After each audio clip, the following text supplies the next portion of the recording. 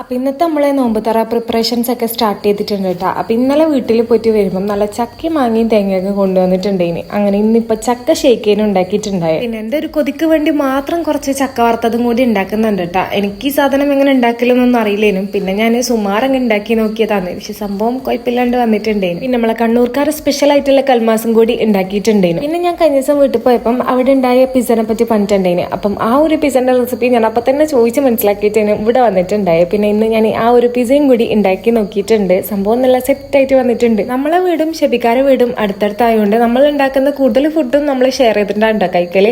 അപ്പൊ ഞാൻ പിസ അങ്ങോട്ട് അയച്ചപ്പം ഉമ്മ ഇങ്ങോട്ട് പരിപ്പാട് അയച്ചിട്ടുണ്ടായിന്. അപ്പൊ അങ്ങനെ എല്ലാം സെറ്റാക്കി വെച്ചിട്ടുണ്ട്. ബാങ്ക് കൊടുത്താടെ നമ്മളെ പരിപാടി തുടങ്ങിയിട്ടുണ്ട്. ആദ്യം തന്നെ ഒരു ഗ്ലാസ് ജ്യൂസ് കുടിച്ച് തുടങ്ങി. പിന്നെ വേഗം ഞാൻ എന്റെ പിസ ഒന്ന് ടേസ്റ്റ് ചെയ്ത് നോക്കി. സംഭവം നല്ല അടിപൊളിയും. പിന്നെ ഇതാ പരിപ്പാട് അയച്ചിട്ടുണ്ട്. പിന്നെ ഈ ഒരു കൽമാസിന്റെ ഉള്ളിലുണ്ടല്ലോ നമ്മളെ ബീഫിന്റെ സമൂസ ഒക്കെ ഉണ്ടാക്കുന്ന സെയിം ഫീലിംഗ് തന്നെ ഉണ്ടാവുക. അതൊക്കെ പള്ളിക്ക് പോയി വരുമ്പോൾ അൽസയും ബിരിയാണിയും കൊണ്ടുവന്നിട്ടുണ്ടായിന്.